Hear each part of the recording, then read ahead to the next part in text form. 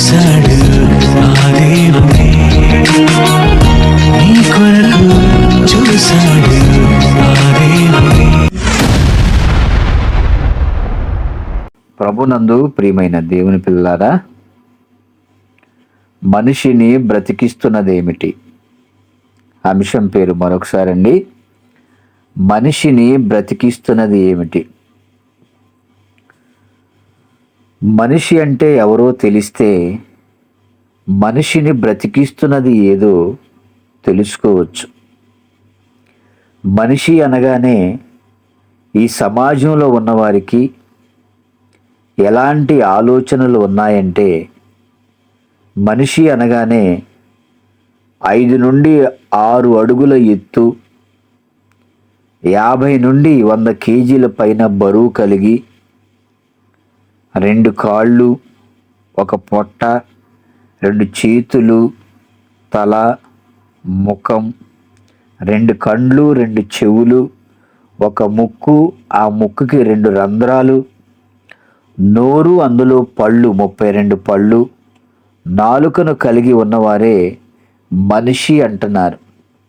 ఎందుకంటే బాహ్యంగా మనకు కనిపిస్తుంది కాబట్టి ఈ ఆకారం. మనిషి ఎవరో చెప్పాలంటే ఆ మనిషిని సృష్టించిన దేవుడే చెప్పాలి. ఎందుకంటే ఈ సమాజంలో ఉన్న ఎవ్వరు కూడా మరొక మనిషిని సృష్టించలేడు.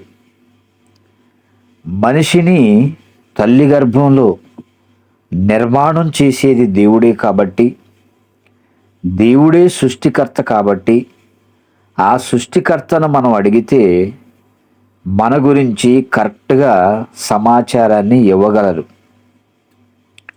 మనిషి ఎవరో చెప్పాలంటే ఆ మనిషిని సృష్టించిన దేవుడు ఏమని పరిశుద్ధ గ్రంథంలో ఒక చక్కటి విషయాన్ని రాయించారో చూడండి. యోహాను సువార్త 6వ అధ్యాయము 63వ వచనాన్ని చూద్దామండి. యోహాను సువార్త 6వ అధ్యాయము 63వ వచనం. ఆత్మయే జీవింపజేయుచున్నది, శరీరము కేవలము నిష్ప్రయోజనము. ఆత్మయే జీవింపజేయుచున్నది. ఎంతకాలం అండి? ఆత్మ ఎంతకాలమైనా, అనంతకాలం కూడా జీవింపచేసేది ఆత్మ. శరీరము కేవలము నిష్ప్రయోజనం.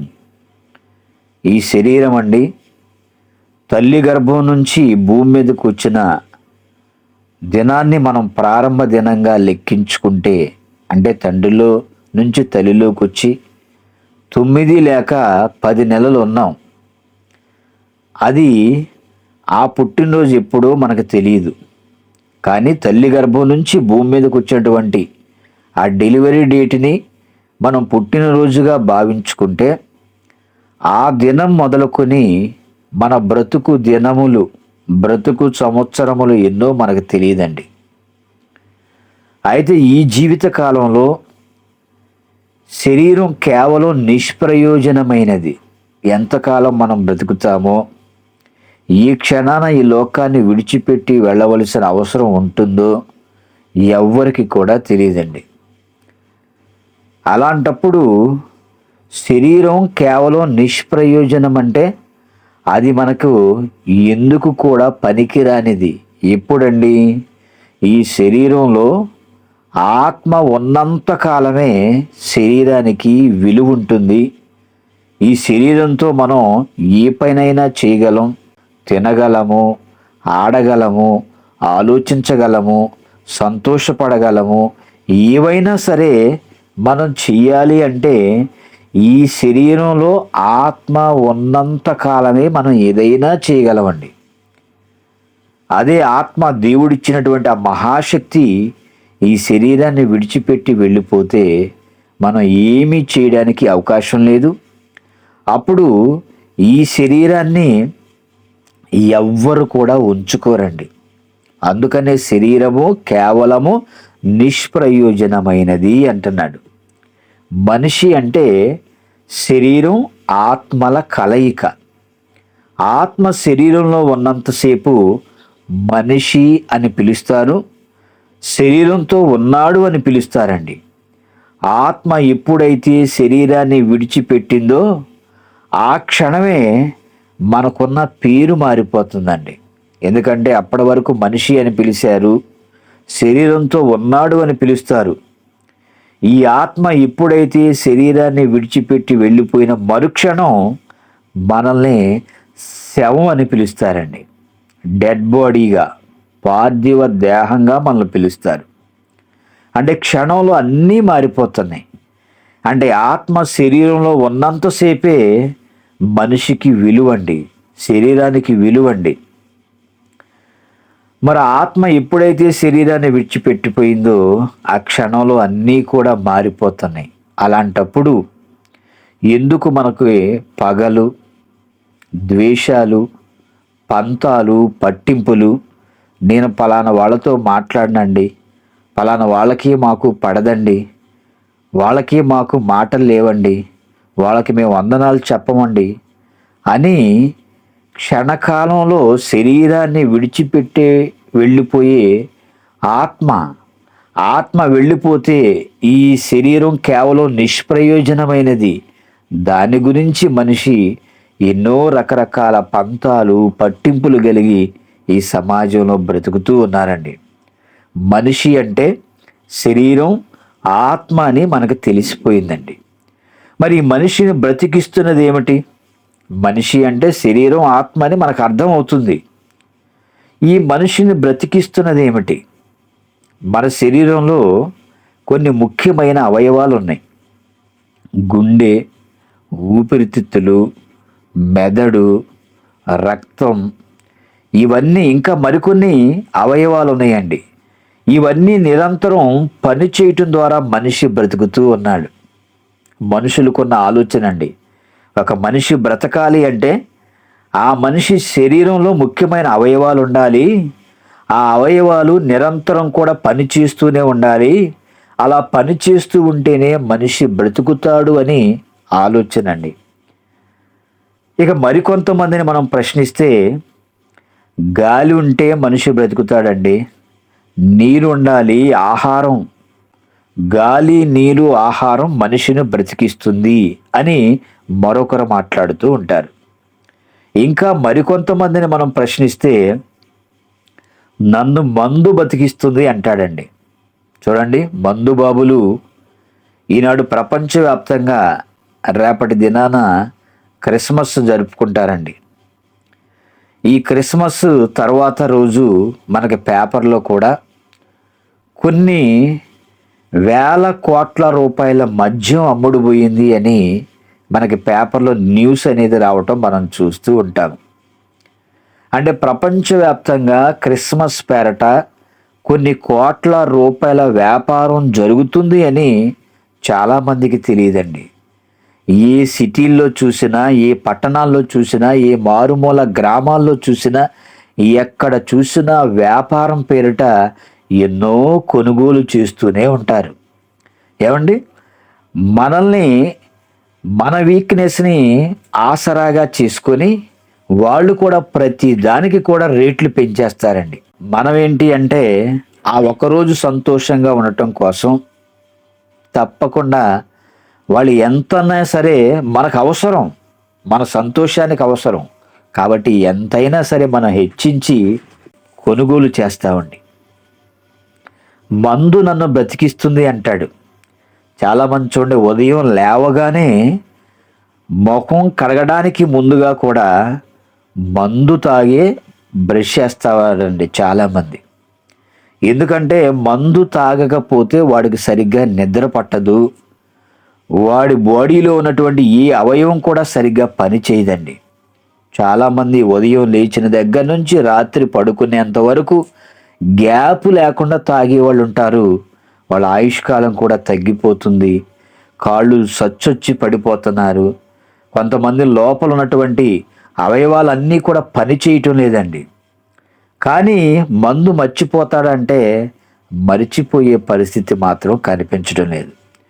మీరు ఏమైనా చెప్పండి, కానీ ఈ మందు మాత్రం మానలేకపోతున్నాను.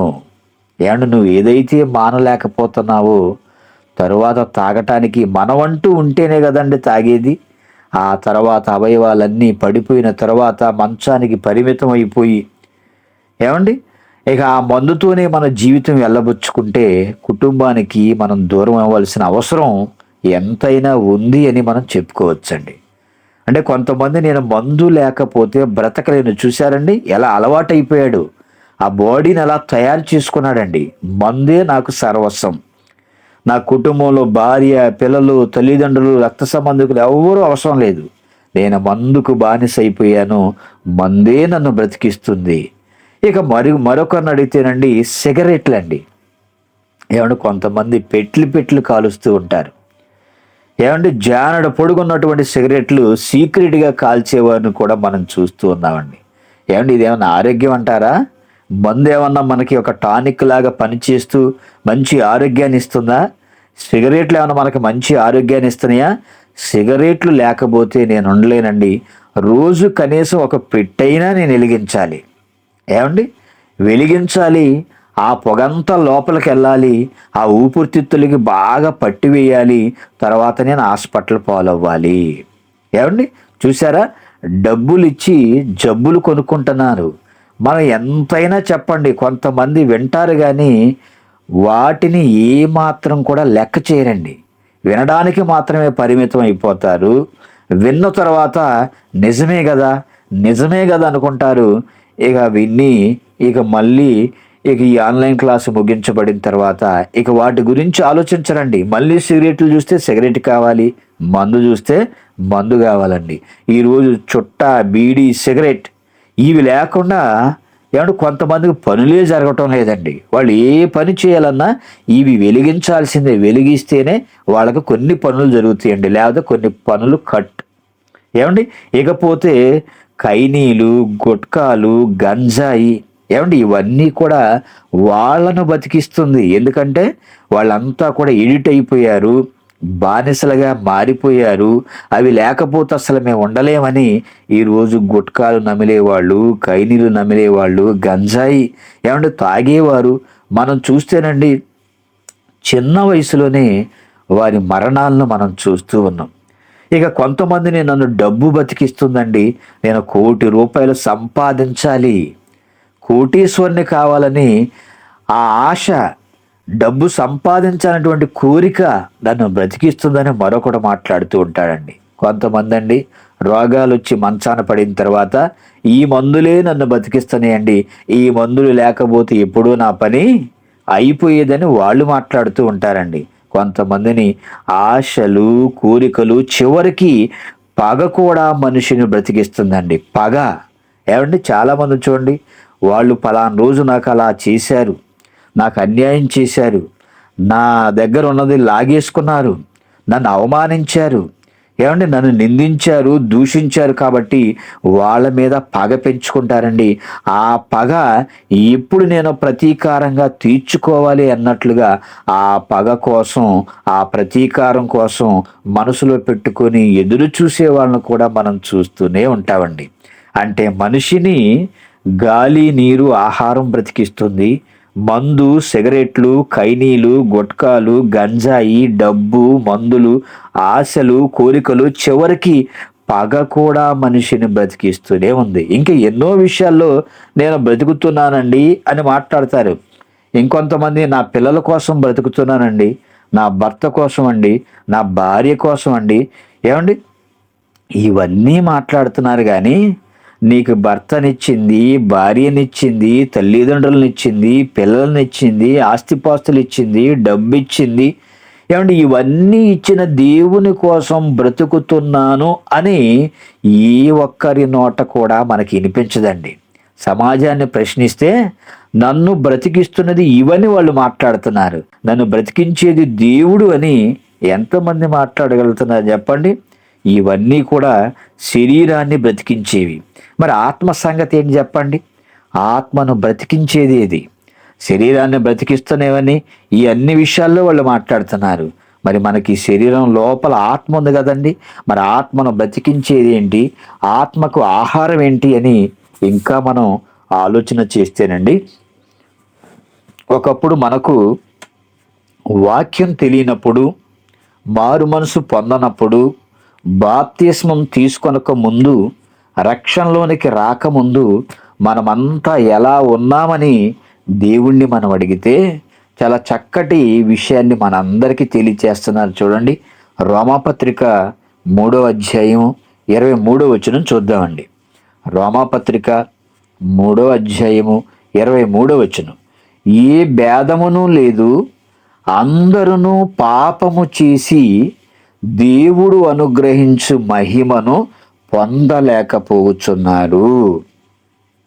ఏ భేదము కూడా లేదంటండి.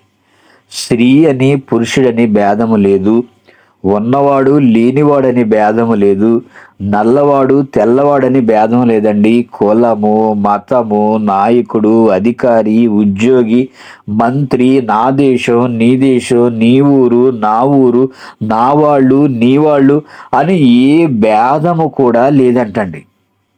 అందరూ పాపము చేసి, అందరూ అన్నాడా? కొంతమందేనండి.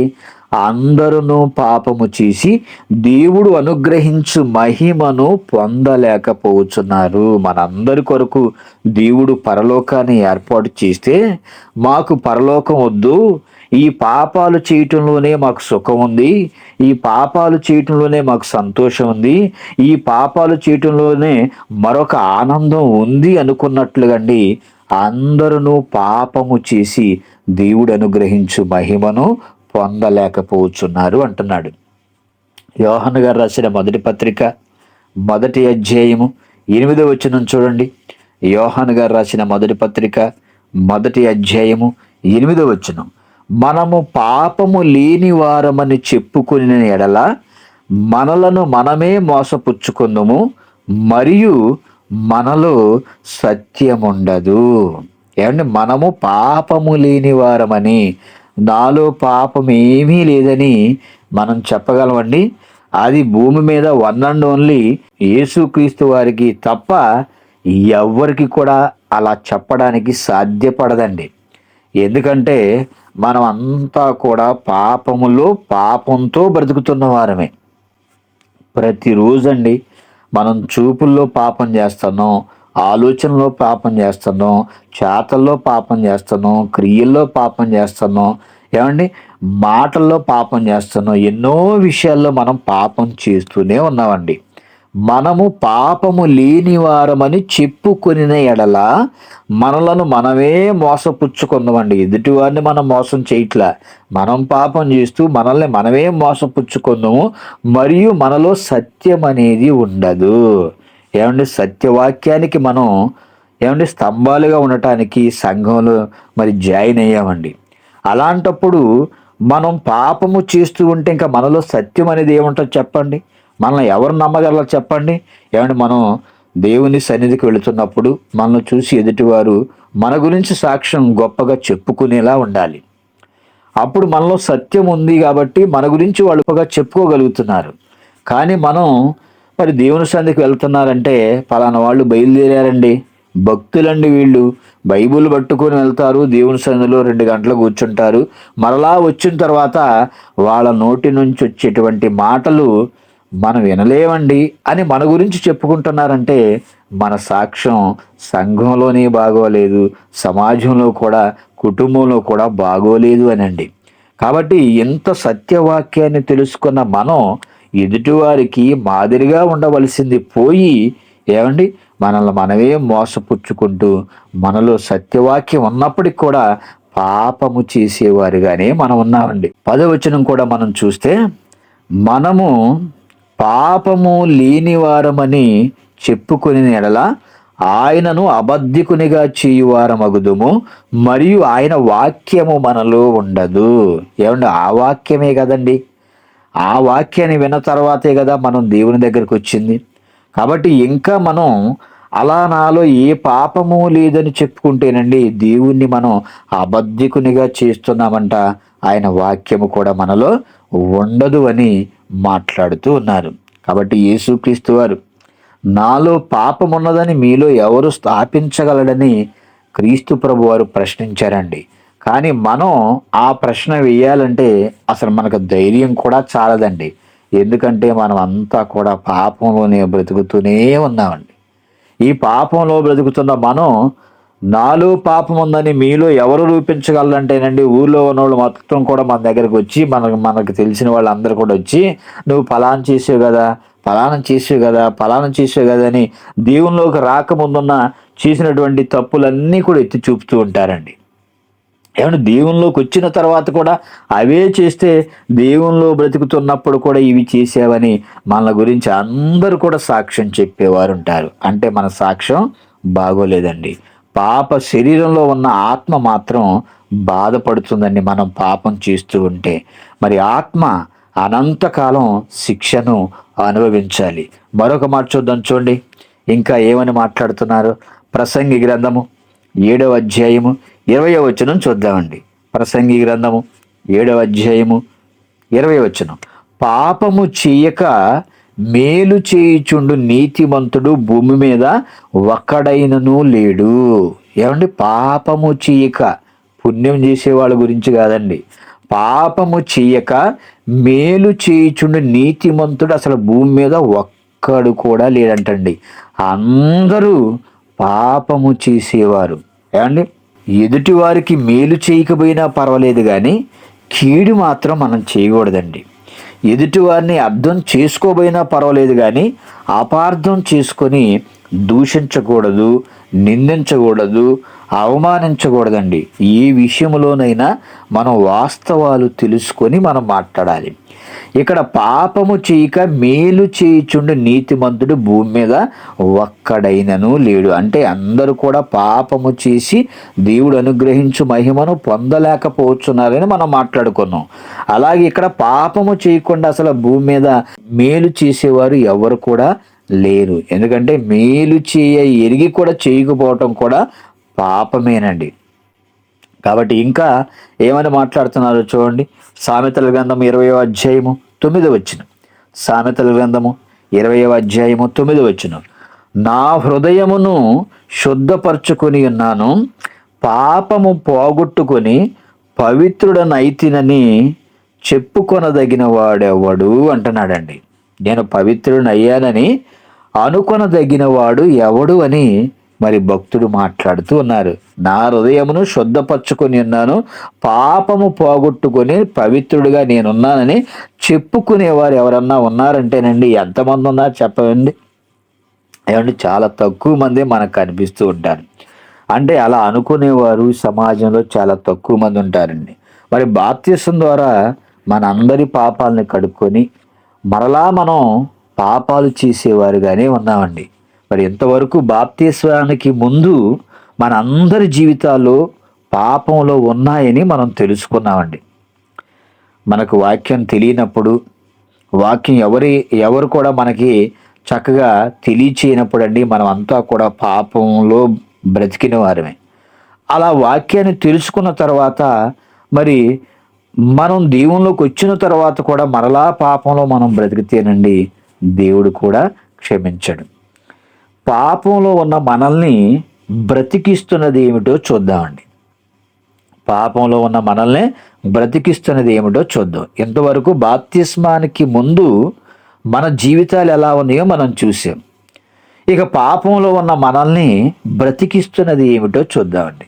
శరీరాన్ని బ్రతికించేది ఆహారం అయితే, మరి ఆత్మని బ్రతికిస్తున్నది ఏమిటి అని మనం మరలా బైబిల్ని ప్రశ్నించినట్లయితే, యాకోబు పత్రిక 1వ అధ్యాయము 21వ వచనాన్ని చూద్దామండి. యాకోబు పత్రిక 1వ అధ్యాయము 21వ వచనం. అందుచేత సమస్త కల్మషమును వెర్రవీగుచున్న దుష్టత్వమును మాని లోపల నాటబడి మీ ఆత్మలను రక్షించుటకు శక్తిగల వాక్యమును సాత్వికముతో అంగీకరించుడి. ఏమంటే మనలో ఏముండకూడదండి, సమస్త కల్మషమును మనం తీసివేసుకోవాలి.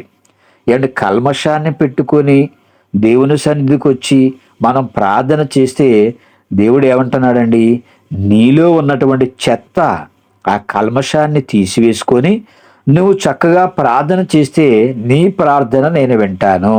కానీ అందరి పట్ల ద్వేషాన్ని పెంచుకొని, ఏమండి మనం ప్రార్థన చేస్తే దేవుడు ఎందుకు వింటాడు చెప్పండి. కొంతమంది ఉంటారండి, లేచిన దగ్గర నుంచి బూతులు మాట్లాడతారు. ఏమండి, అందరినీ తిడుతూనే ఉంటారు. ఎవరు మంచిగా ఉన్నా చూసి ఓర్చుకోలేరండి. అలాంటి వారు మరలా రాత్రి అయ్యేసరికి మోకాళ్ళ ప్రార్థన మీద ఏమండి కన్నీళ్లు కారుస్తూ ప్రార్థన గట్టిగా చేస్తూ ఉంటారండి. ఏమన్నా ఉపయోగం ఉంటుందా చెప్పండి? పాపుల మనవి నేను ఆలకించనని దేవుడు మాట్లాడుతూ ఉన్నారు. ఏమంటే నువ్వు పాపాలు చేస్తూ మరలా నువ్వు కన్నీటి ప్రార్థన చేస్తే సమాజంలో ఉన్నవారు ఈమె ఎంత భక్తురాలు, ఎలాంటి ప్రార్థన చేస్తుందో, మళ్ళీ చేసే ప్రార్థన కన్నీటి ప్రార్థన అండి. ఏమంటే ఆ ప్రార్థన చేస్తూ మళ్ళీ తెల్లవారగానే మళ్ళా సుప్రభాతం లాగా ఏమండి బూతులు ప్రారంభించి ఏమండి లేనిపోని నిందలు అవమానాలు అందరి పట్ల వేస్తూ అందరి ఇండ్లలో ఉన్న అందరినీ కూడా వాళ్ళట్లా వాళ్ళెట్లా అని మాట్లాడుతూ అండి తర్వాత ప్రార్థన చేస్తే ఉపయోగం ఏమని చెప్పండి? ఏమండి అలాంటి వారిని మనం సమాజంలో చాలా మందిని చూస్తూ ఉంటామండి. ఇక వాళ్ళ జీవితాలు ఎంతవరకు మనం చెప్పుకున్నా వాళ్ళ జీవితాల్లో మార్పు అనేదే రాదండి. సమస్త కల్మషాన్ని మనం తీసివేసుకోవాలి. వెర్రవీగుసున్న దుష్టత్వం అండి.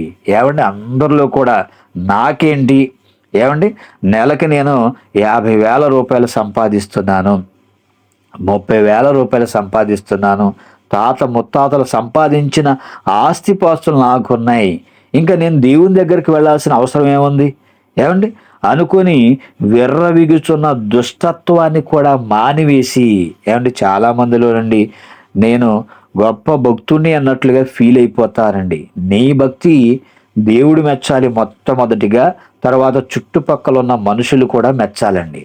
ఏమంటే దేవుడు సాక్ష్యం ఇవ్వాలి, అదేవిధంగా మనుషులు కూడా సాక్ష్యం ఇవ్వాలి.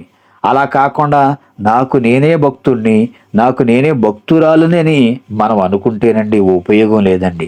విర్రవీగుచున్న దుష్టత్వమును మాని లోపల నాటబడి మీ ఆత్మలను రక్షించుటకు శక్తిగల వాక్యం అన్నాడండి. ఏమంటే మీ ఆత్మలు రక్షించేది ప్రార్థన అని దేవుడు చెప్పలేదండి. ప్రార్థన అవసరమే, ప్రతి భక్తుడు జీవితంలో ప్రార్థన అవసరమేనండి. క్రైస్తవుల జీవితంలో అందరి జీవితంలో కూడా ప్రార్థన చాలా ప్రాముఖ్యమైనది. అయితే మీ ఆత్మలను రక్షించుటకు శక్తిగల వాక్యమును సాత్వికముతో అంగీకరించాలి. అంటే ఆత్మలను రక్షించేది శక్తి కలిగినటువంటి వాక్యమని మనకు అర్థమవుతుందండి. శరీరం ఆరోగ్యంగా ఉండాలంటే మంచి ఆహారం మనం తీసుకుంటామండి. బలమైన ఆహారం, ప్రోటీన్లు ఉన్న ఆహారం, ఆకుకూరలు, మాంసం, గుడ్లు, పాలు, డ్రై ఫ్రూట్స్ ఏమండి కూరగాయలు, ఇలా ఎన్నో మనం తీసుకుంటామండి. ఎందుకంటే నేను శరీరంలో బలంగా ఉండాలి అని, ఆరోగ్యంగా ఉండాలి అని. శరీరం ఆరోగ్యంగా ఉండాలంటే మంచి ఆహారాన్ని మనం తీసుకుంటాం. మరి ఆత్మకు కూడా ఆహారం కావాలి కదండి. ఈరోజు శరీరం ఆహారం కోసం అండి ఎంతోమంది ఎన్నో రకాల రుచులు మరి తింటూ ఉన్నారండి. కానీ ఆత్మ అండి బాగా వీక్ అయిపోయిందండి చాలామందికి. ఎందుకంటే వాక్యం దొరుకుతున్నా సరే ఆ వాక్యం మాత్రం ఈ చెవితో విని ఈ చెవితో వదిలేస్తున్నారే తప్ప హృదయం లోపలికి మాత్రం వాక్యం వెళ్ళడం లేదండి. చాలామందికి వెళ్ళటం లేదండి. ఆ వాక్యం మరి వెళ్ళకపోతే మరి ఆత్మకు ఆహారం ఏది చెప్పండి? ఆత్మకు ఆహారం లేకపోతే ఏమంటే ఆత్మ ఎలా బ్రతకగలుగుతుంది చెప్పండి?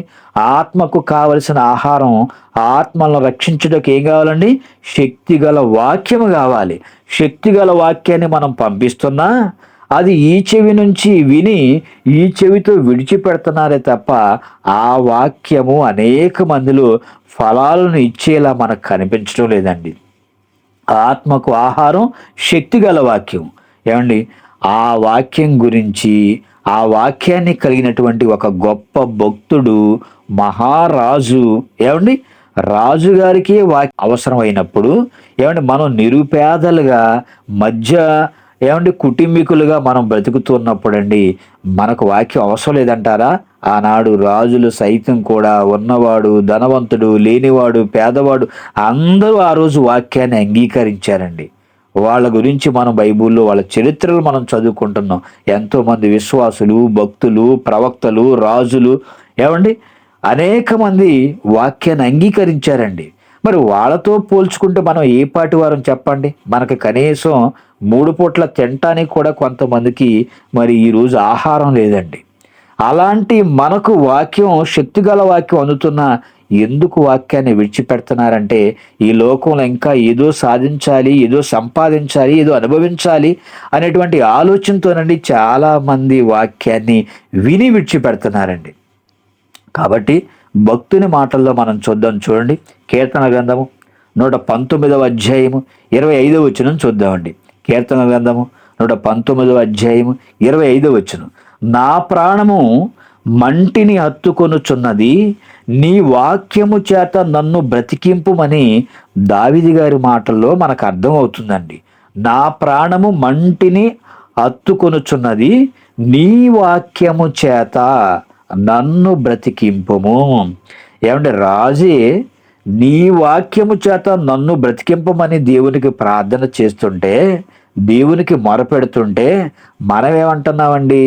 నీ వాక్యము మాకు వద్దు, నీ వాక్యం లేకపోయినా మేము బ్రతికేస్తాం అని చాలామంది బ్రతుకుతున్నారండి. అలాగే వాక్యము చేత మరి బ్రతకవలసిన మనం ఏమండి ఈరోజు డబ్బు చేత బ్రతుకుతున్నారు. డబ్బే నన్ను బ్రతికిస్తుంది, మందు బ్రతికిస్తుంది, సిగరెట్లు బ్రతికిస్తున్నాయి, ఏమండి నా భార్య బ్రతికిస్తుంది, భర్త బ్రతికిస్తున్నాడు, ఏమండి మరొకరు నన్ను పోషిస్తున్నారని మాట్లాడుతున్నారండి. ఏమండి మరి దావీదు గారిని మనం ఆలోచిస్తే ఆయన నేను తప్పు చేశాను, పాపం చేశాను, నీ వాక్యము చేత నన్ను బ్రతికించు అని దేవునికి మొరపెట్టుకున్నాడండి దావీదు గారు. కానీ మన పాపం వీపి పైన మరి భారం పెరిగిపోతున్న ఆ పాపాలను బాప్తిస్మం అనేటువంటి మహా కార్యక్రమం ద్వారా కడుక్కునేవారు కూడా లేరండి.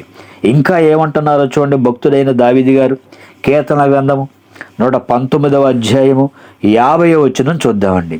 కీర్తన గ్రంథము 119వ అధ్యాయము 50వ వచనం. నీ వాక్యము నన్ను బ్రతికించి ఉన్నది. ఏమంటున్నాడండి? డబ్బు బ్రతికిస్తుందని చెప్పాడా? ఏమండి గాలి, నీరు, ఆహారం అవసరమే, కానీ భక్తుడిని ఏమి బ్రతికిస్తుందని మాట్లాడుతున్నాడో చూడండి. నీ వాక్యము నన్ను బ్రతికించి ఉన్నది. ఏమంటే మన అందరి జీవితాల్లో నుండి చావు అంచుల దగ్గరికి వెళ్ళినప్పుడు దేవుడు మనల్ని కూడా బ్రతికించాడండి. ఏమంటే మనలో చాలామంది ఐసీయూలోకి వెళ్ళి కూడా చికిత్స తీసుకొని మనం బయటకు వచ్చామండి. ఎందుకంటే ఆ స్టేజ్కి వెళ్ళి కూడా మనం ఎందుకు మళ్ళా దేవుడు మనకి మళ్ళా కొంత ఆయుష్కాలాన్ని ఇచ్చి ఏమండి మనల్ని భూమి మీద ఉంచాడంటే దేవుని పని మనం చేస్తాము అని, ఎలాంటి భయంకరమైన పరిస్థితిలోకి వచ్చిన తర్వాత అయినా నన్ను తెలుసుకుంటాడేమో అని ఏమంటే దేవుడు మనకు మంచి అవకాశాన్ని ఇస్తే ఎన్నిసార్లు ఐసీయూలోకి వెళ్ళినా ఏమండి కొంతమంది వెళ్ళటం రావటం కొంతమంది సరదాగా ఉంటుందండి. ఇక వెళ్ళినోడు ఇక రాకుండా ఉంటేనండి ఏమండి అలాంటి వాళ్ళకి మారు మనసు బాప్తిసం లేకపోతే వాళ్ళ పరిస్థితి ఏంటి చెప్పండి? కన్ను మూసిన మరుక్షణమే నరకంలో వాళ్ళు కన్ను తెరుస్తారండి. అయితే నీ వాక్యము నన్ను బ్రతికించి ఉన్నది, నా బాధలో ఇదే నాకు నెమ్మది కలిగించుచున్నది. ఏమంటే డబ్బు సంతోషాన్ని ఇస్తుందని మనం అనుకుంటున్నామండి, కానీ నా బాధలో ఇదే అంటే వాక్యము నాకు నెమ్మది కలిగించుచున్నది. ఏమంటే ప్రమాదాల్లో, హాస్పిటల్లో చివరికి మనం ఏమంటే స్టేజ్కి వెళ్ళిపోయిన తర్వాత కూడా దేవుడు మనలో చాలామందిని బ్రతికించాడండి. అయినా సరే దేవుడంటే మనం భయం లేకుండా బ్రతుకుతున్నాం. నీ వాక్యము నన్ను బ్రతికించింది. నాకున్న బాధల్లో, కష్టాల్లో, నష్టాల్లో, ఇరుకుల్లో, ఇబ్బందుల్లో నాకు శాంతిని, సమాధానాన్ని, ధైర్యాన్ని, నెమ్మదినిచ్చిందండి. ఏమంటే నా జీవితంలో అలాగే ఇచ్చిందండి, మనందరి జీవితంలో కూడా అలాగే ఇస్తుంది. కానీ కొంతమంది మాత్రం ఈ ఆనందాన్ని పొందుకోలేకపోతున్నారండి. ఏమంటే మనందరినీ బ్రతికిస్తున్న వాక్యాన్ని మనం చదువుకుంటున్నాం, వింటున్నాం, ఏమంటే అనేక మందికి చెప్తున్నామండి, అయినా మన జీవితాల్లో మార్పు లేకుండా పోతుంది. ఏమంటే కొంతమంది బైబిల్ చదవడానికి సమయం ఉండదు, దేవుని సన్నిధికి వెళ్ళడానికి సమయం ఉండదు, ఏమంటే దేవునికి ఇవ్వాల్సిన సమయాన్ని ఇవ్వరండి, ఏమండి వినడానికి కూడా, వాక్యాన్ని వినడానికి కూడా సమయం ఉండదండి. మరి ఇలాంటి పరిస్థితుల్లో మరి ఎవరు నేను బతికిస్తున్నారు చెప్పండి? నువ్వు ఉద్యోగానికి వెళ్తున్నావు, కాలేజీకి వెళ్తున్నావు, లేకపోతే ఇంకా మరొక చోటుకి వెళ్తున్నావు, వ్యాపారాల నిమిత్తం వెళ్తున్నావు. ఏమండి ఇవన్నీ మనం చేసుకుంటున్నామంటే, నువ్వు వెళ్ళి క్షేమంగా తిరిగి వస్తున్నావంటే దేవుడే నిన్ను బ్రతికిస్తున్నాడని మర్చిపోయారండి చాలామంది. ఏమంటే మర్చిపోయి ఆ దేవునికి ఇవ్వాల్సిన సమయాన్ని కూడా ఇవ్వకపోతే 2025 సంవత్సరాలు మరి క్రీస్తు ప్రభు వారి లోకానికి వచ్చి గడిచిపోతున్నాయండి. మరి నీ జీవితంలో ఏమంటే 40 సంవత్సరాలు, 30 సంవత్సరాలు, 20 సంవత్సరాలు, 50 సంవత్సరాలు గడిచిపోతూ ఉండొచ్చండి. మరలా నూతన సంవత్సరాన్ని దేవుడు నీకు ఇస్తున్నాడు కదా.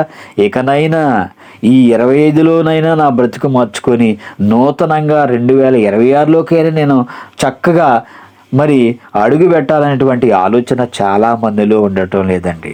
నీ వాక్యము నన్ను బ్రతికించి ఉన్నది. ఇంకా భక్తులు ఏమని మాట్లాడుతున్నారో చూడండి. కీర్తన గ్రంథము 119వ అధ్యాయము 93వ వచనం అండి.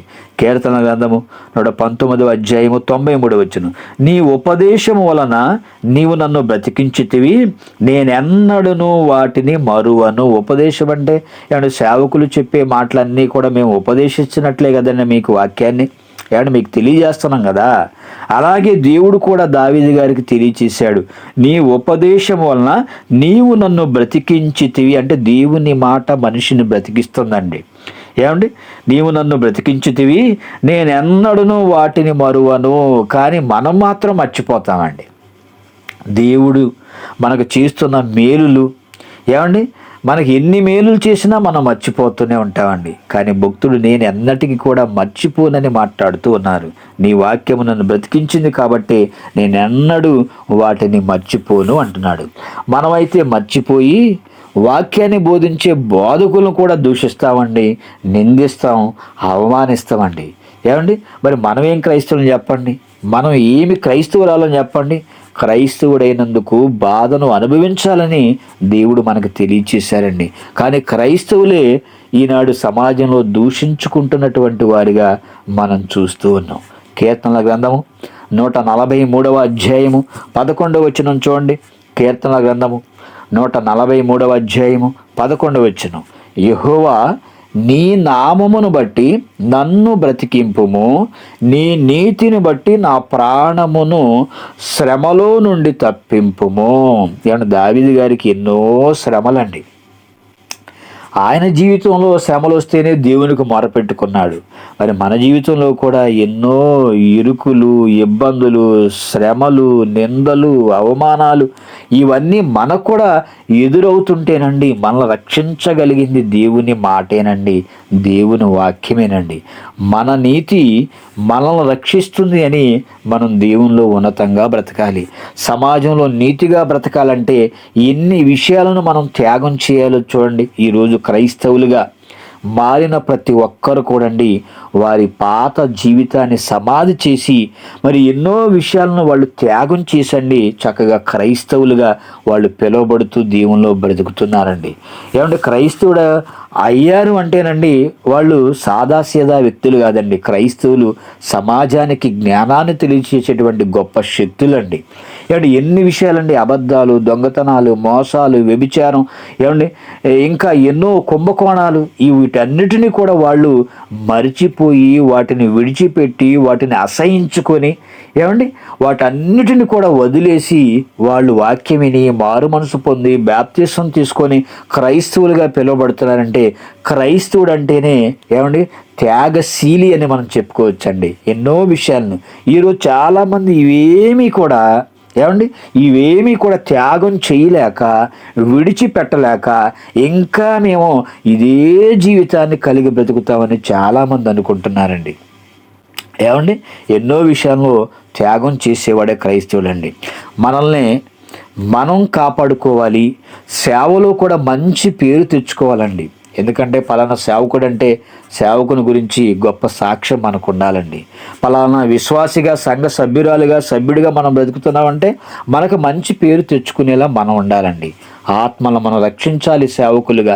ఏమండి నచ్చని వారు ఎప్పుడు కూడా ఉంటూనే ఉంటారండి. మనం ఎంత సువార్త ప్రకటిస్తున్నా అందరికీ మనం నచ్చుతామా?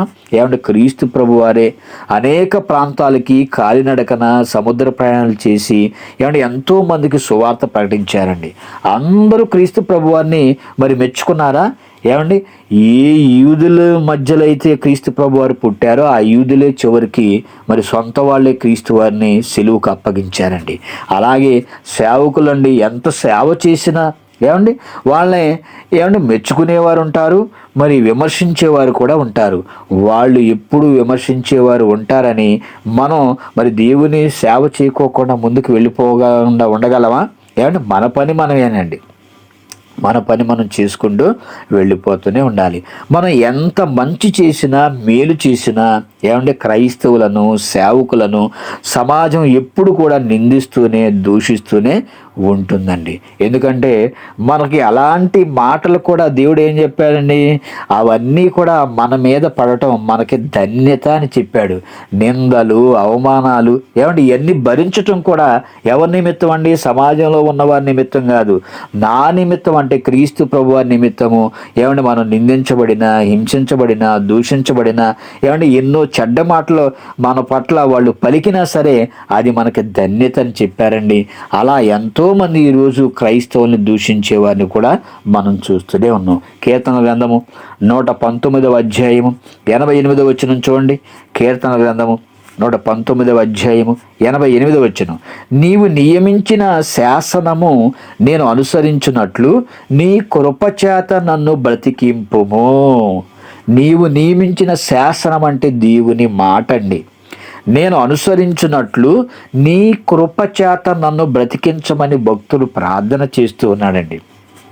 ఏమండి, పోయిన నెలలో 17వ తారీఖు అండి, నవంబర్ 17వ తారీఖు సౌదీ అరేబియా, ఏమండి ఆ సౌదీ అరేబియా ఆ దేశానికి మరి మన ముస్లిం సహోదరులు మరి మక్కా మదీనా అనేటువంటి ఆ రెండు కూడా సిటీలండి. ఆ ప్రాంతాల్లో అవి చాలా పుణ్యక్షేత్రాలు. ఆ ప్రాంతాలకు వెళితే మా జన్మ ధన్యమైపోయింది అనేటువంటి ఒక నమ్మకం మన ముస్లిం సహోదరులకు ఉంటుంది. అయితే కొంతమంది హైదరాబాదు ప్రాంతానికి చెందినటువంటి మరి కొంతమంది వ్యక్తులండి, మరి వాళ్ళు ఆ ప్రాంతానికి ఆ ప్రదేశాలను చూడటానికి ఆ పుణ్యక్షేత్రాల్ని వాళ్ళు దర్శించుకొని రావడానికి బయలుదేరారండి. అయితే ఒకే కుటుంబానికి చెందినటువంటి వారు మరి 3 తరాలకు సంబంధించినటువంటి కుటుంబీకులందరూ కూడా బయలుదేరారు. చక్కగా శంషాబాద్ ఎయిర్పోర్ట్లో ఒక చక్కటి ఫోటో తీసుకున్నారండి. అదేవిధంగా హైదరాబాదులోనే మరికొంతమంది వీళ్ళంతా కూడా కలిసి ప్రయాణం చేస్తూ ఉన్నారు. అయితే మక్కాలో ప్రార్థనలు చేసుకున్నారు, అక్కడ చేసుకోవాల్సిన కార్యక్రమాలన్నీ కూడా జరిగించుకున్నారండి. ఇక మక్కా నుంచి మదీనాకు బయలుదేరారండి. సుమారుగా 25 కిలోమీటర్లు వెళ్ళిపోతే ఆ మదీనా ప్రాంతానికి కూడా వెళ్ళిపోతారు. అయితే అర్ధరాత్రి అండి వీళ్ళు వెళుతున్నటువంటి బస్సు డీజిల్ ట్యాంక్ను మరి ఢీ కొట్టిందండి. అంటే డీజిల్ ట్యాంక్ అంటే ఆ లారీని ఢీ కొట్టడం జరిగింది. ఆ లారీని ఢీ కొట్టిన వెంటనేనండి మరి అక్కడ మంటలు చెలరేగటం, అందులో ఉన్నటువంటి ఆ 3 తరాలకు సంబంధించినటువంటి ఆ కుటుంబీకులండి, ఒకే కుటుంబానికి సంబంధించిన 18 మంది, అదేవిధంగా మరికొంతమంది హైదరాబాదు మరి ప్రాంత వాసులండి, వీళ్ళందరూ కలిసి మొత్తం 45 మంది ఆ ఘోర రోడ్డు ప్రమాదంలో అండి కాలి బూడిదైపోయారండి. ఏమంటే వీళ్ళు వెళ్ళింది ఎక్కడికి వెళ్ళారండి? చక్కగా వాళ్ళ మరి దైవానికి ప్రార్థన చేసుకోవడానికి, అవి పుణ్యక్షేత్రాలు, అక్కడికి వెళితే మా జన్మ ధన్యమైపోతుంది, ఒక పవిత్ర స్థలంగా వాళ్ళు భావించి వెళ్ళారండి. కానీ వాళ్ళకి ప్రమాదం జరుగుతుందని వాళ్ళు కూడా ఊహించుండరు. కానీ మృత్యు అనేది ఆ డీజిల్ ట్యాంక్ రూపంలో ఆ లారీ అనేది మరి వీళ్ళెళ్ళే గుద్దారండి.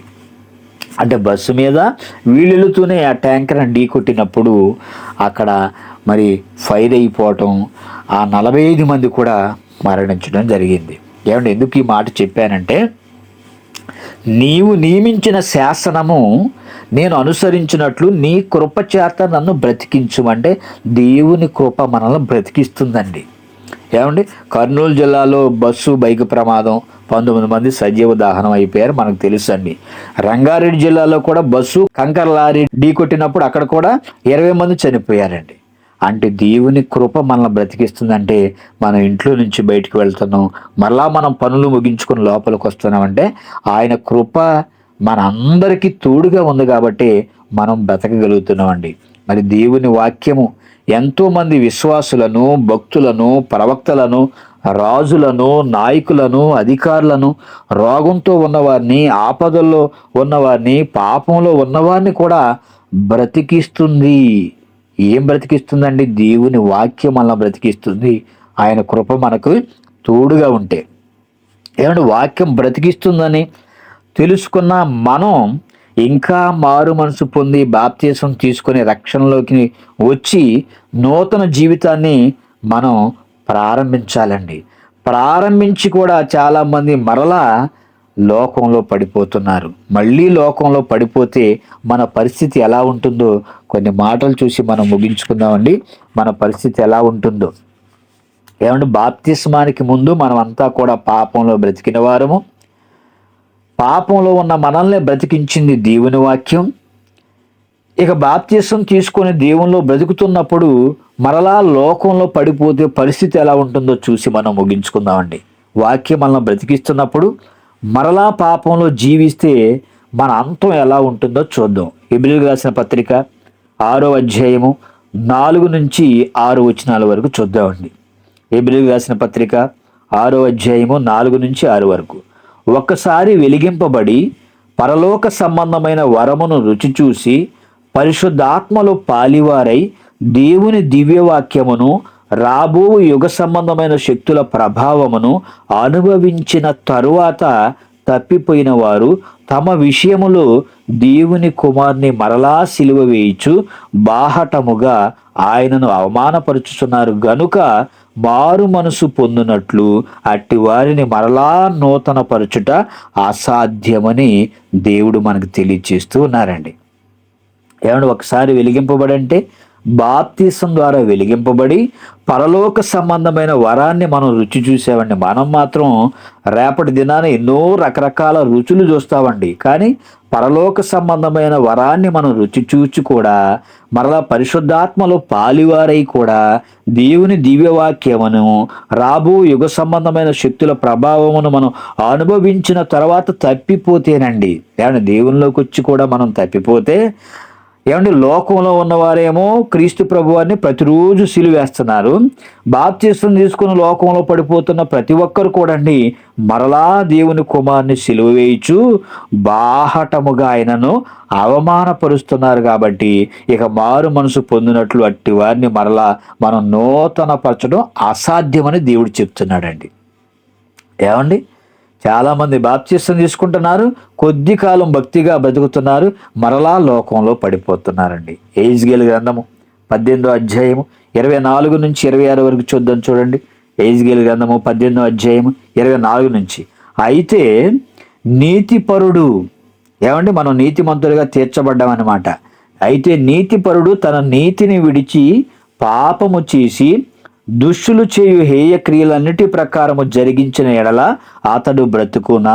ఏమంటే బాప్తిసం తీసుకొని మరలా లోకంలో పడి పాపాలు చేస్తుంటే మనం బ్రతుకుతామని చెప్పండి? ఇక మనల్ని దేవుడు సహించడండి. అయితే నీతిపరుడు తన నీతిని విడిచి పాపము చేసి దుష్టులు చేయు హేయ క్రియలన్నిటిని ప్రకారము జరిగించిన ఎడల అతడు బ్రతుకునా. అతడు చేసిన నీతి కార్యములు ఏ మాత్రమును జ్ఞాపకములోనికి రావు అంటున్నాడండి. ఏమన్నా నీతిని విడిచిపెట్టి పాపం చేస్తే ఇక నువ్వు ఎన్ని నీతి కార్యక్రమాలు చేసినా, ఏమన్నా పాపంలో పడిపోయి బ్రతుకుతున్నప్పుడు మరలా నువ్వు నీతి కార్యక్రమాలు చేస్తే అవి ఏ మాత్రం కూడా జ్ఞాపకములోనికి రావని దేవుడు మాట్లాడుతున్నారండి. అతడు విశ్వాసఘాతకుడై చేసిన పాపమును బట్టి మరణము నొందును. చూశారండి, ఇక మనం దేవుని తెలుసుకొని కూడా లోకంలో బ్రతికి ఇక మరలా మనం పాపంలో బ్రతికితేనండి మనకు మరణమే అని దేవుడు మాట్లాడుతూ ఉన్నారు. 26వ వచనం కూడా చూడండి. నీతిపరుడు తన నీతిని విడిచి పాపము చేసినెల్లా అతడు దానిని బట్టి మరణము నొందును. తాను పాపము చేయుటను బట్టి కదా అతడు మరణము నొందెను. చూసారని, నీతిని విడిచిపెట్టి పాపము చేస్తే మరణమని మనకు అర్థమవుతుంది. యెహెజ్కేలు గ్రంథము 18వ అధ్యాయము 21 నుంచి చూడండి. యెహెజ్కేలు గ్రంథము 18వ అధ్యాయము 21 నుంచి. అయితే దుష్టుడు తాను చేసిన పాపములన్నిటినీ విడిచి నా కట్టడలన్నిటినీ అనుసరించి నీతిని అనుసరించి న్యాయము జరిగించిన ఎడల అతడు మరణము నొందడు అని చెప్తున్నాడండి. చూసారండి, దుష్టుడు, ఎంతవరకు దుష్టత్వంలో బ్రతుకుతున్న వారికి దేవుడు ఒక మంచి అవకాశాన్ని ఇస్తున్నాడండి. తాను చేసిన పాపములన్నిటినీ విడిచిపెట్టాలి ముందు. ఏమంటే మనం ఏం చేస్తున్నామండి? పెంచుకుంటున్నామండి పాపాలని.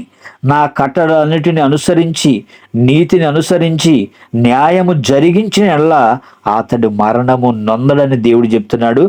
ఆవశ్యముగా అతడు బ్రతుకును.